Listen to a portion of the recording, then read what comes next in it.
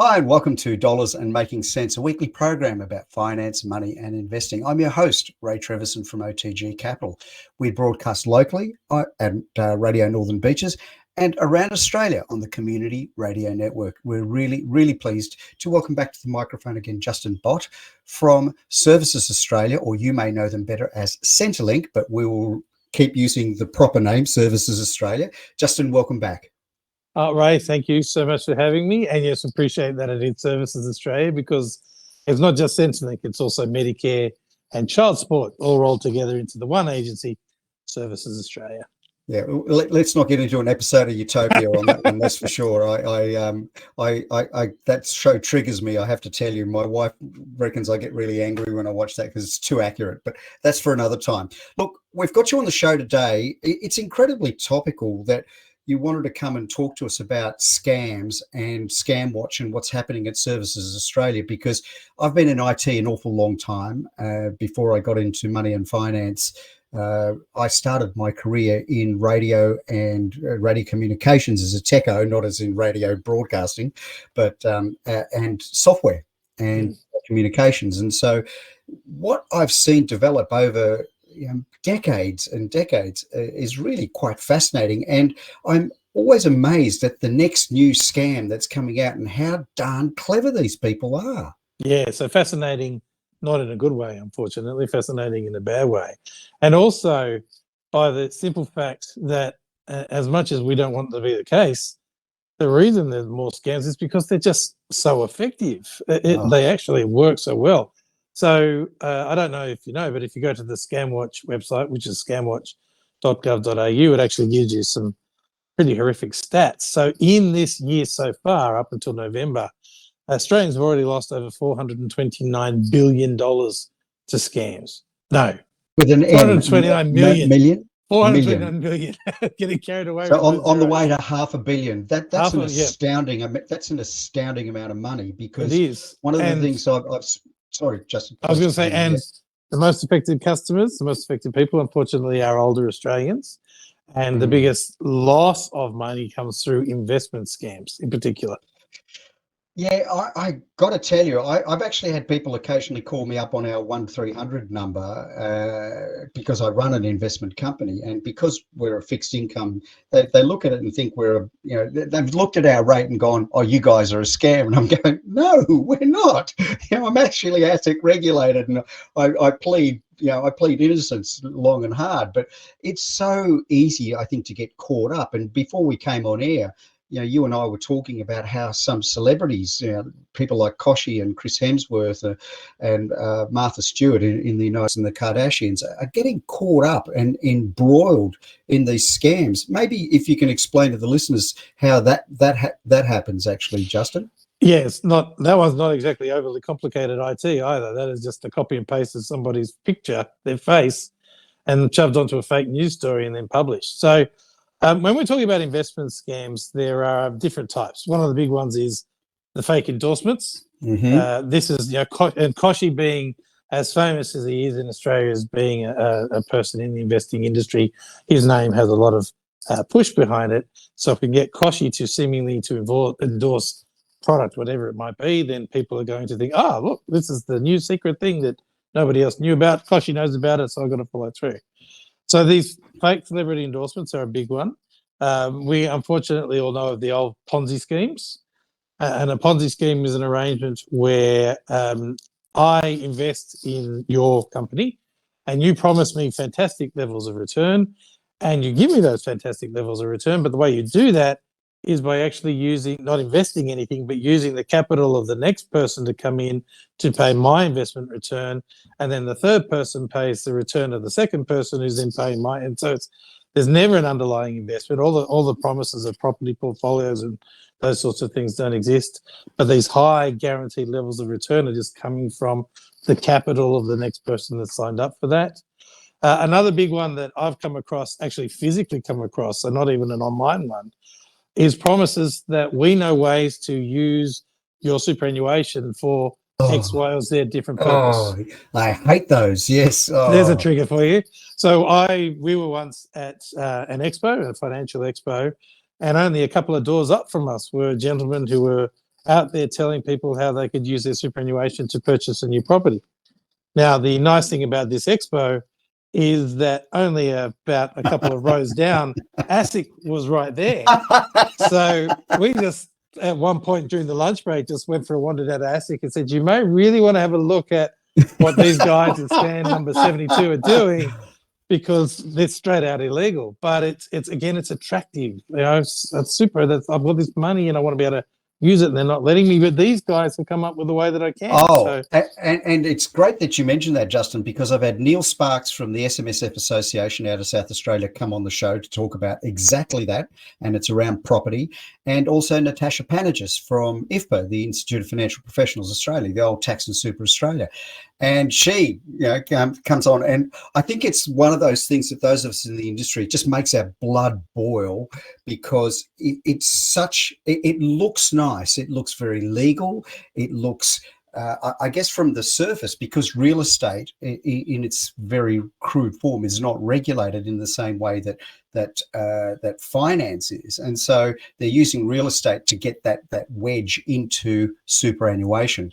Well, I guess it's the family home. And the family home. That's what these guys are going on with, And we're a real estate obsessed country, so it's an easy hook to bait and to bring people in. But look, we're talking about internet scams today, and I see on Scamwatch there's a lot of ways that scammers can reach. So text, SMS, phone scams, email scams, and I guess, Justin, with the fact that there aren't many home lines left, you'd think that phone scams are becoming less and less, but that's not necessarily the case, is it? Doesn't seem to be. It's like, I still have a landline, and I really asked the question. I was actually asking yesterday why I still have that, because the only people I'd be asking you that as well, actually. The only people that seem to want to use it, either people who want me to donate money, or people who want to try and scam me out of money. And the thing about scams, I guess one of the things you need to think about scams is, how do I identify this? Whether it be a scam for Services Australia, or whether it be a general scam out there. But how do I identify it as being a scam? And there are certainly some clues that are in there to tell you that this may well be a scam. And from a Services Australia perspective, often it's come from nowhere. So I've received contact by somebody either saying that they're from Services Australia, whether it be a phone or a text or an email, saying they're from Services Australia or MyGov, but it's come from nowhere. I haven't lodged anything. I haven't spoken to anybody recently. There's really no reason why anybody would be speaking to me, but now I've all of a sudden received that contact. So that should be a big warning bell. Cool. And why they started to contact me in the first place. Certainly from not just the Services Australia perspective, they have this sense of urgency to this action. So you need to act now. Now, that may well be because there's a bonus payment that you might be getting, or we'll give you a discount if you act now, or we're going to follow that with a threat of imprisonment. So I know for a while there, I was getting phone calls, I'd be almost once a month, saying that they were from the Australian Taxation Office. And if I didn't respond, then the Australian Federal Police were actually going to be knocking down my door. I mean, it gets to a point where I was starting to look out the window in case I was going to see that the police cars were rocking up. Again, none of it was true. It was all a big scam. But that idea of scaring me with threat of punishment. If you don't respond now, then there's this concern you're going to be punished. And with other scams, investment scams that might be out there, that same sort of idea, either threat that you're going to miss out on something, threat that somebody might do something to you, unfortunately, or promises of return, but urgent action. If you put a deposit down now, then that will make sure that you've guaranteed you've got a hold in this investment, even if you want to think about it. So spend a little while to think about it, but put this deposit down now, and we can obviously return it to you. Cough, cough. No, we don't. But that idea that you've got to act now, putting that real impetus across it. And of course, there's the old saying, which still is unfortunately true to this day, which is, I know what you're going to say. If it seems too good to be true, it probably is.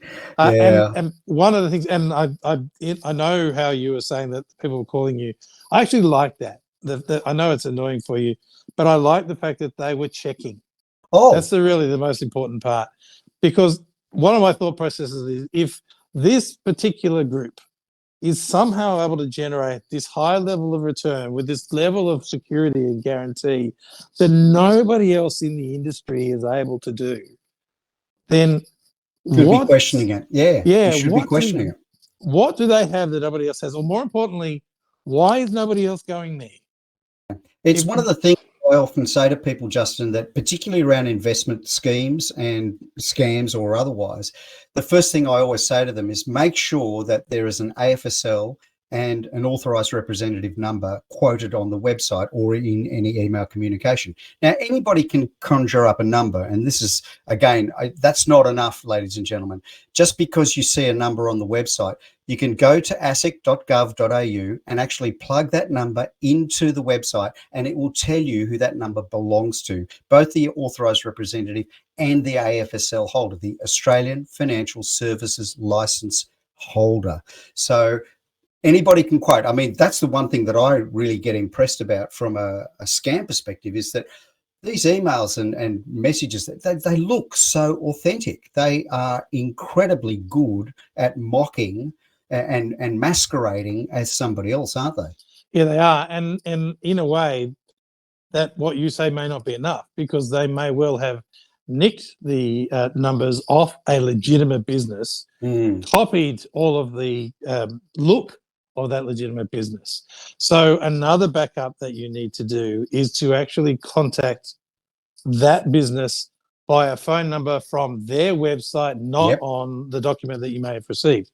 And we actually say the same thing with Services Australia in that, if you receive communication that you don't know where it's from, then we've got a list of all of our phone numbers there. They're very legitimately on the website. Give us a call, because we'll be able to tell you if that is legitimately from us or not. So that idea that I've received something from a financial company, there's their AFS, I've gone there and it says the AFS is legitimate because, the scammers have just copied and pasted it from the company. But I now ring the company, say, I've received this notice, and they go, we have no idea who you are, and we don't know anything about you. Then you know it's a scam. Then I know it's a scam and I can walk away. Wonderful. Justin, we're just about time for a break. You're here on Dollars and Making Sense, a weekly show about finance, money and investing. We are going to go for a short break and be back in just a moment. Hi, and thank you for listening to Dollars and Making Sense, a weekly radio program about finance, money and investing on Radio Northern Beaches and nationally on the Community Radio Network around Australia. The views, comments and opinions aired during our program should not be construed or viewed as financial advice. Any commentary is general advice only and does not take into account your objectives, financial situation or needs. You should consider whether the advice is suitable for you and your personal circumstances. If in doubt, you should contact an authorised licensed financial planner. We welcome questions and feedback, and you can get in touch with us via our blog, social media channels or email. Please search for Dollars and Making Sense in your favourite podcast platform or check out our blog at otgcapital.com.au/blog.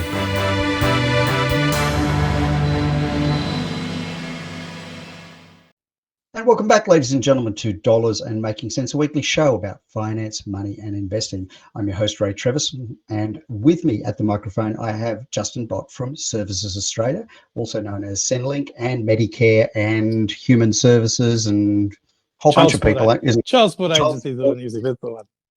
So, look, we've been talking about scams today, and before we went to the break, ladies and gents, we were talking about the general kind of scams that are out there, email, telephone, the kind of things that, we've sort of seen a little bit here and there. But now, Justin, I want to ask very specifically, what kind of scams are targeting your organisation at Services Australia? And given that you guys write a lot of checks to a lot of people, you were saying in the break, it's the keys to the kingdom if you can open up the Services Australia bank account, I guess. And so you guys get targeted quite a bit, don't you? Yeah, we do. And it's what's happening for Services Australia scams. It's often focused around MyGov, because MyGov is the way that you get into Services Australia, the ATO, a lot of those connected agencies. So there's a lot of MyGov scams going on at the moment. Apart from the scam side of things, we are actively trying to protect our customers as well. So in the last 9 months or so, we've pulled down over 3,000 fake MyGov websites out there. Wow, As people try and create them. 3,000. Yeah. So as they No keep trying to way. create them. So part of the Oh, way is I want your listeners to wow. realise that Services Australia is very active in trying to protect MyGov as being something that you can trust. So when we're talking about scams from MyGov, what we're talking about is outside agencies trying to get you to give them enough information so that they can then log in as you in your MyGov account. So that's what I mean by the keys to the kingdom. You have So they're actually, trying to fish. So that term yes. phishing, this is what they're phishing for your ID, for a password. And So, also, if they're lucky enough to be able to link into your computer and then have a play around on your hard drive, as well with the IT side of things, but absolutely trying to get the information to be able to work your password out for you. Because if you think about it like Services Australia is like a car, or MyGov is like a car, it's very secure as long as you're the one holding the keys. But the car doesn't know who's holding the keys. The car just knows the keys. So if you hand those keys over to somebody else, then the car will still operate because they've got the keys, they're starting the engine. right. In this case, if you have given enough information to a third party, enough for them to be able to come to MyGov as you, so they can't break into MyGov, but they can be you in MyGov, then Services Australia isn't going to know because you've given them your personal information. And these scams are all about trying to get you to do that, different ways for you to give information. So they will do things like send you a text to tell you there might be a MyGov bill owing. You might have some money owing for your MyGov account, or there's been some activity in your MyGov account. Click on this link. You have some money owing. We need to update your bank accounts. Click on this link. Those sorts of emails that are doing that sort of arrangement of, again, here's information, something that you can benefit from, but you need to click on this link, or you need to ring this phone number, you need to speak to this person. I'm then curious, Justin, because having just recently done my taxes, I actually logged into MyGov, got onto the ATO website and did my taxes online. Great service, by the way, ladies and gents. I'm just doing a quick plug there for government IT, but I find it, it's all pre-filled and all that kind of stuff. It just saves so much time these days. But I would have thought that multi-factor authentication, so in other words, when I log in, it then hits me with an SMS and says, tell me what your SMS code is, or else I'm not going to let you go any further. I would have thought that's pretty impenetrable. Are you telling me they still are able to get around that? No, what we're saying is that's one of the things we want to make sure you absolutely do put in place. Aye. So that is one of the protections. So there are a couple of things that you can do to protect yourself. First one is obviously, and it sort of goes without saying, but you'd be amazed how many people do this. Do not give your MyGov password out to anybody. And 1, 2, 3, 4, 5, 6, 7, 8 really doesn't suffice. No, or the children's name backwards, spelled backwards, or anything like that. Dog's name or anything along those lines. Anything that can be worked out, anything that with a little bit of research they can do through. So use a more complicated password. Don't give it out to anybody. Use exactly what you're talking about, Ray, that multi-factor authentication, which means you put your password in, and then they send you a text or an email that says, we've received contact. You need to put this PIN number in order to go further. Now, that's where your protection is, because the scammer may have worked out your password, but they don't have your phone. No. And that's where your protection is. Yeah. That's a beauty. I love that. And one of the most important messages also is that when Services Australia actually contacts you, all we're going to say through that text message is you have something in your MyGov inbox. We will not then give you a link that says click on this to go to your MyGov inbox. That's a good thing to remember. So, ladies and gents, remember, Services Australia will never send you a link. No, that's right. It's because what we want you to do is to go the long way, no shortcuts. So we want you to go to my.gov.au. We want you to then put in your password. We want you to put in your multi-factor authentication, because we want to make sure you're you before we give out all this information, because obviously we hold your information to the highest level of privacy, and we want to make sure beyond doubt that the person on the other side of the computer is you. So either using that way or using the proper MyGov app, the ways that we want you to get in. And anybody that's trying to get you into your record any other way, that's not Services Australia, and that's not something that we are getting you to do. So what we want you to go the long path, because that's the safe path. Because Once you have logged into MyGov, you are now in a safe environment. Every information in there can be completely trusted as to come from whichever government agency it is, ATO, Services Australia, whatever it might be. So in MyGov, in your MyGov, that is your safe place, and you can trust whatever information is there. There may well be links on any, if there's links on an email in your inbox, that's fine. Different. Yep, that's us. different. And that's perfectly fine. But links outside of MyGov, that is not us. That's not something that we would do. And I think, ladies and gents, it's important to realise as well through MyGov, and I think it's a wonderful innovation, you also got access to health records, you've got your ATO link, you've got your Medicare link. I'm a veteran, so for example, DVA, Department of Veterans Affairs, you link back through that. So things like white cards and gold cards, and these are incredibly valuable to people that are semi-retired or retired, and you never want that information released or I guess given out willy-nilly. It's kind of very, very important information. Now, Justin, part of the research you sent me is you sent me a couple of links, and I want to point out to our listeners that there's if you Google or use your favorite internet browser and search Active Scams Services Australia, there's quite an expansive list of fairly active scams that are happening at the moment. I know it's not necessarily a beauty contest, but which ones, Justin, are you suggesting are probably the most popular, and more importantly, which ones are the most fruitful, which I guess, it's the most damage being done at the moment? I wouldn't be able to tell you which ones from that perspective are the most effective. But what I do want to tell you is what to do in case you make a mistake, and this is really important. Yeah, that's good info.